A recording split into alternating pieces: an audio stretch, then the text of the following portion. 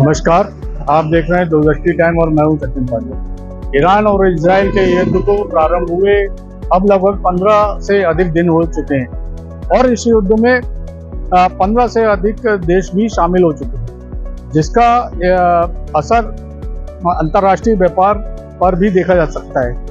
वहीं बात करें भारत की, तो भारत में रसोई गैस की किल्लत को लेकर एक अफवाह बाजार में फैली हुई है। आइए जानते हैं कि इस अफवाह की असलियत क्या है। आइए इसी संदर्भ में हमारे साथ हैं हमारे विशेषज्ञ डॉक्टर आशुतोष प्रिय जी। आइए उनसे जानते हैं कि इस संदर्भ में उनका क्या कहना है। जब भी युद्ध होते हैं या इस तरीके की कोई सिचुएशन आती है तो निश्चित रूप से वैश्विक स्तर पर इसका प्रभाव सारे देशों पर पड़ता है। और आज जो कहा जा रहा है और जिस तरीके की बात है कि हाहाकार मची हुई है, तो हाहाकार मच सकती है और हाहाकार ज्यादा भी मच सकती है। हाहाकार दो तरीके की होती है। एक तो यह है कि ऐसी हाहाकार है कि ऐसी कोई चीज ना भी हो तो भी लोग शोर मचाते हैं, और एक ऐसा भी है कि वास्तव में कुछ स्केर्सिटी क्रिएट हो रही है, इसकी वजह से मचाया जा रहा है। मैं आपको बताऊं कि दो चीजें हैं यहां पर। एक गैस सिलेंडर की बात हो रही है, पेट्रोलियम प्रोडक्ट्स की बात हो रही है, और गैस सिलेंडर है, नो डाउट गैस की जो सप्लाई है वो थोड़ी कम हो रही है, क्योंकि आपको पता है कि जब ईरान और अमेरिका के बीच में या इजराइल के बीच में जो युद्ध हो रहा है उसकी वजह से कुछ सप्लाई में बाधा है उत्पन्न हो रही है, क्योंकि यही जो कंट्री हैं जो इस तरीके की सप्लाई को जो है वो पूरा करते थे कई कंट्रीज में।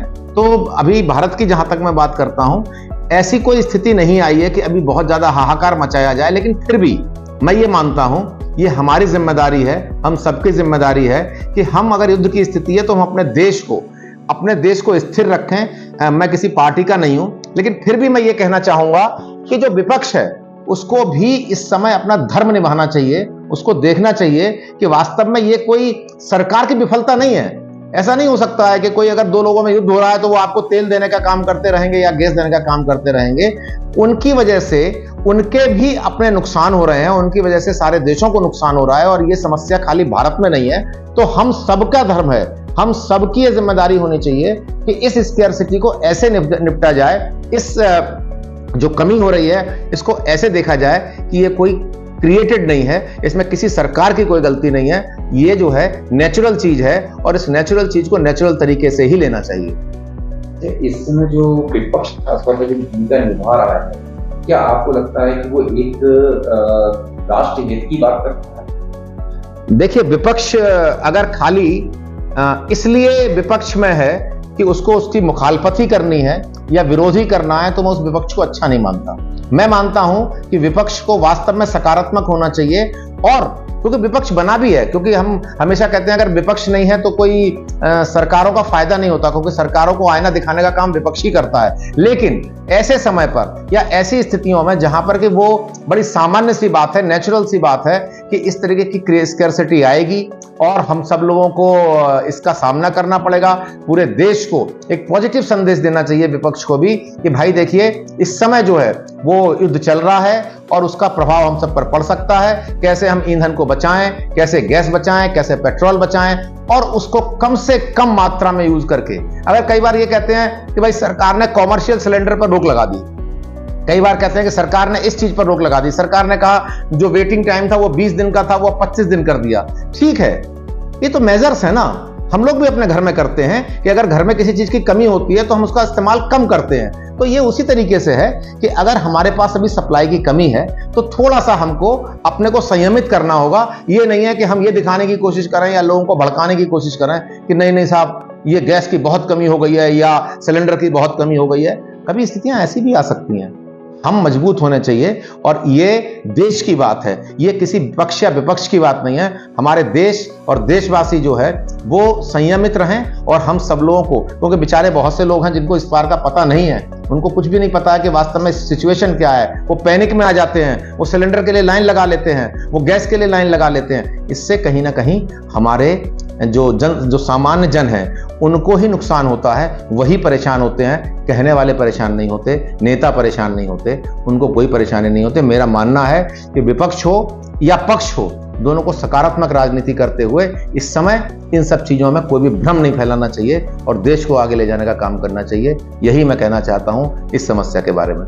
अच्छा, एक चीज और है, इस समय वर्तमान में देखा जा रहा है कि जमाखोरी भी बढ़ गई है।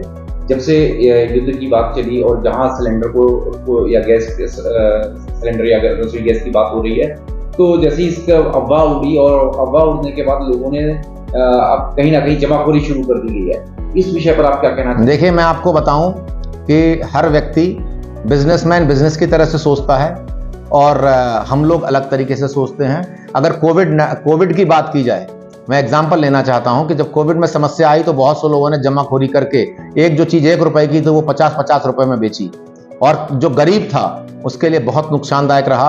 अगर हम देशभक्ति चाहते हैं, हम अगर राष्ट्रभक्ति चाहते हैं, तो वास्तव में हम लोग को सोचना चाहिए कि इस तरीके की जमाखोरी से बचें, लोगों की सहायता करें, लोगों की हेल्प करें। और खाली बोलने से नहीं होता, क्योंकि अगर इस परिस्थिति में आप ये सोच रहे हो कि जमाखोरी करके हम बहुत फायदा ले लेंगे, मैंने सुना कि कई जगह 2000 रुपए 2500 रुपए का सिलेंडर बिक रहा है, तो ये मुझे लगता है एक अच्छी बात नहीं है। जमाखोरी जो लोग कर रहे हैं उस पर सरकार नकेल कस रही है, सरकार एक्शन ले रही है, लेकिन फिर भी मैं ये कहता हूं ये हमारी नैतिक जिम्मेदारी है कि इस समय में हम किसी का फायदा ना उठाएं, बल्कि हमारी नैतिक जिम्मेदारी ये होनी चाहिए कि हमारा समाज, हमारा देश इस समय पैनिक में ना आए, और पैनिक में ना आते हुए सभी सुगमता से अपने जीवन यापन को जारी रख पाएं। यही होना चाहिए। ये जमाखोरी अगर कोई करता है तो ये बहुत गलत बात है। एक चीज और, वर्तमान में जो क्वेश्चन चल रहा है वो चल रहा है कि भारत भी जो है वो युद्ध में कूद जाए, चाहे वो ईरान को साथ देने की बात करते हैं या फिर कुछ लोग इजराइल का पक्ष ले रहे हैं, यानी कुल मिला के बात हो रही है युद्ध में कूदने की।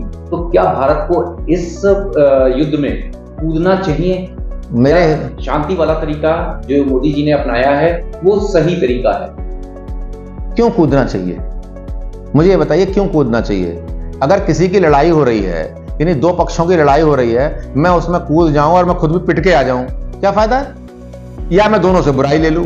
मेरा इस समय मानना यह है कि देखिए, फिर वही बात आती है कि जो कूटनीति होती है वो एक अलग विषय है, जिस विषय में आप आज अगर संयमित हैं तो इसका फायदा आपको कल मिल सकता है। कम से कम ईरान हो या इजराइल हो या जो भी देश हैं, वो कम से कम इस बात की तो हामी भरते हैं कि भारत एक तटस्थ देश है। कल को अभी देखिए, बहुत सारे लोग कहते हैं कि भारत की ही ऐसी भूमिका हो सकती है कि वो जो है वो इस युद्ध को शांत करा सकता है, रोक सकता है। तो हाँ, हम ये जरूर कहें कि भारत को युद्ध शांत कराना चाहिए, बल्कि अगर जो लोग कह रहे हैं कि युद्ध में कूद जाना चाहिए, ये बड़ी बेवकूफ़ी की बात है, ये भड़काने की बात है, ये उन लोगों के लिए बात है जो समझते नहीं है। मैं एक अर्थशास्त्र का विद्यार्थी हूं, मैं मानता हूं कि देश को युद्ध में झोंक देना आसान है, लेकिन युद्ध करना बहुत मुश्किल है। अगर कहीं युद्ध होता है तो वो देश जाने कितने सालों पीछे चला जाता है। हमें आज कोई ऐसी जरूरत नहीं दिखती कि हम जबरदस्ती किसी का पक्ष करें या किसी का विपक्ष करें। मैं सही जो बात है या जो राजनीति और कूटनीति के हिसाब से सही चीज होनी चाहिए, डिप्लोमेसी के हिसाब से जो चीज सही होनी चाहिए वो करनी चाहिए। मुझे लगता है सरकार का जो अभी कदम है ना बोलना, वो ठीक है, वो और बड़ा संयमित बोला जाए, ये भी बहुत जरूरी है। संयम बहुत जरूरी है। अगर हम किसी आवेश में आकर कोई इस तरीके का कदम उठाते हैं तो वो हमारे लिए घातक हो सकता है। इसलिए मैं सपोर्ट करता हूं कि सरकार ने इस समय अगर कोई भी इस तरीके का वक्तव्य नहीं दिया है तो ये एक सही कदम है। अभी आपने जाना क्या है हमारे विशेषज्ञ युद्ध से, और जब भी कोई युद्ध होता है तो उसका असर अंतर्राष्ट्रीय बाजार पर देखने को मिलता है, क्योंकि ऐसे में सभी देश अंतर्राष्ट्रीय व्यापार के खातिर एक दूसरे पर आश्रित होते हैं। ऐसे में विपक्ष को भी एक अच्छे विपक्ष की भूमिका निभाते हुए राष्ट्र को सर्वोपरि मानकर देश हित में काम करना चाहिए, ना कि जनता को भ्रम की स्थिति में लाकर पैनिक करने की स्थिति में लाना चाहिए। इस संबंध में आपकी क्या प्रतिक्रिया है? अपने सुझाव हमें कमेंट बॉक्स में अवश्य